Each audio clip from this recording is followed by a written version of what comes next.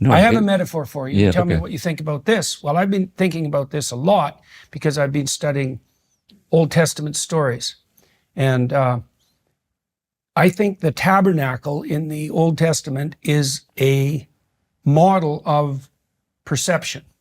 Okay, so tell me what you think of this as a analogy. Better than screen and better than filter. Okay, remind me what element of the tabernacle. I will. appear- I'll lay okay, it out. got it, good. Okay, so the tabernacle, at the center of the tabernacle is the Ark of the Covenant, right? So there's a center point and it's sacred. Okay, and if I remember correctly, in the early ceremonies that were associated with the tabernacle, the high priest was only allowed to go into the Holy of Holies, the center, once a year. So there's a center. Then there's a structure of veils around it, like so that there's a center, and then it's veiled, and then outside of that is another veil, and then outside of that is another veil, and then outside of that is another veil, and then outside of that is the community. And so that's the sacred central point of the community, and the center is the, what would you say, the point of focus, the fundamental point of focus, and then the significance of the periphery is proportional to the distance from the center. Now, the reason, there's a variety of reasons that I think this is the right metaphor. It's partly because So is this a metaphor for what? for object perception. Okay. For any perception. It's so, and here's partly why. So I was referring to the visual system, for example. So the way your visual system is constructed is that at the very center, every cell in the center of your vision is connected to 10,000 neurons at the fundamental level of analysis. Okay, and then each of those 10,000 is associated with 10,000. It spirals up exponentially very rapidly. But the foveal tissue in the center of your vision is very high cost. It takes a lot of neural tissue to process it, and it takes a lot of energy, a lot. If your whole retina was foveal, your head would be like alien size. Eagles have two fovea, by the way. They have extremely sharp vision. And so now you're because high resolution vision is expensive, you can move your eyes and you dart this very high resolution center around. And so every time you move your eyes, and you do that unconsciously because they're always vibrating, and consciously because you can move them, and in consequence of emotion as well. So if you hear a noise off to the side and it startles you, you'll look, and that's unconscious.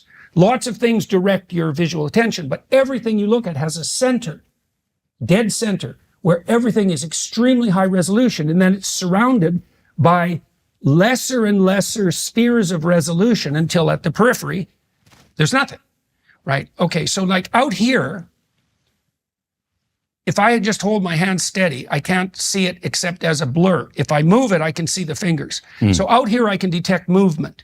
That's how dinosaurs saw, by the way. Dinosaurs, frogs still, they can't see anything that isn't moving. They have vision like our periphery.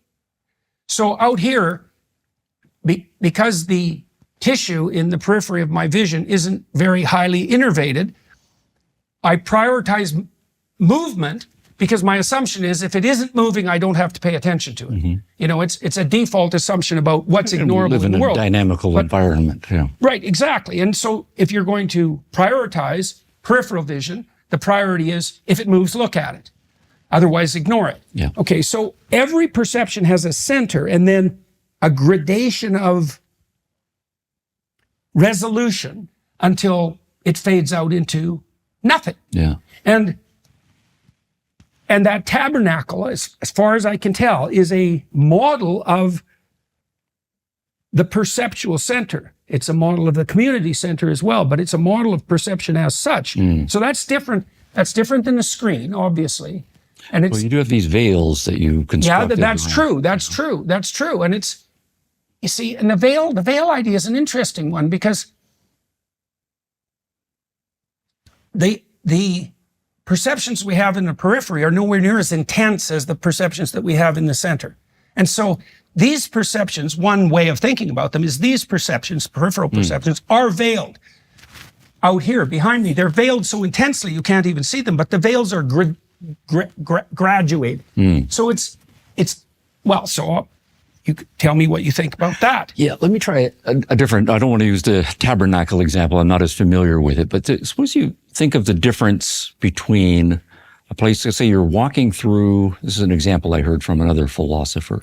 You're walking through an unfamiliar neighborhood, right, at night, and you think it's a slightly dangerous neighborhood, right? And so what you're trying to do is take in as much as you can. Yeah. And so the language that comes to me more naturally is the language of a field. Okay, it's like a magnetic field or electric field. Yeah, the or phenomenologists like that idea. Yes, that's right.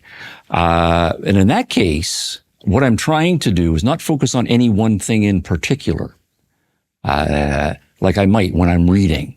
So then I'm using my visual attention and I'm focusing on this particular thing.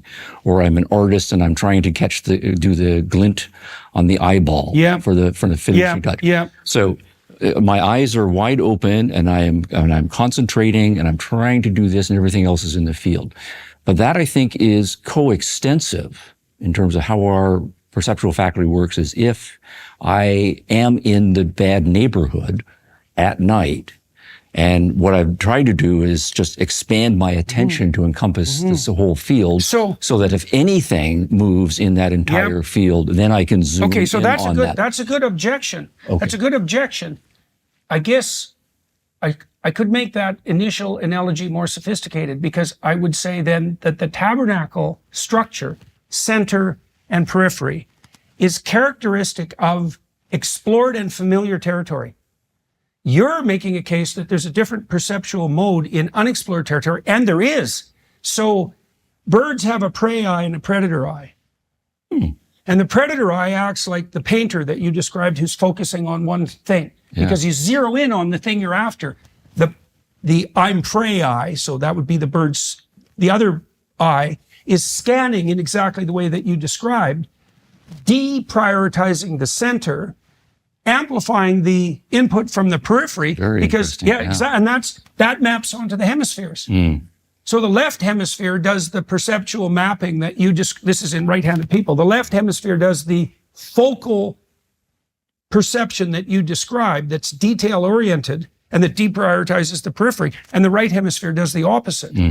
And that's I suppose you could say at a biological level, that's because it's eat or be eaten, right, in the most primal possible way. And so there's a perceptual system for things you're going to eat, and there's a perceptual system for you might be on the menu. Yeah, exactly.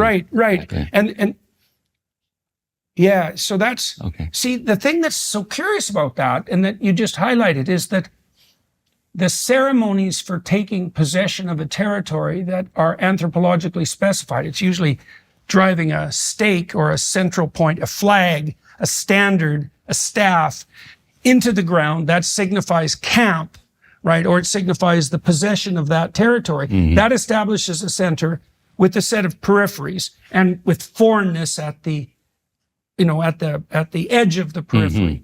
And that does establish a certain kind of perception that's associated with security. So the tabernacle style of perception would be the perception that's associated with explored territory.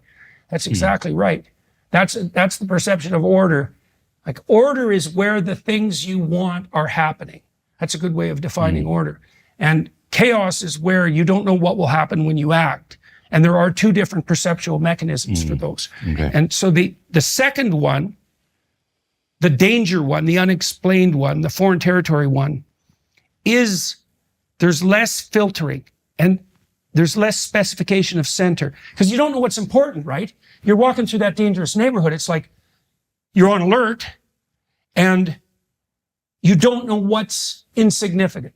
That's part of being on alert. So there's no identifiable center, and that's a high stress situation. Okay.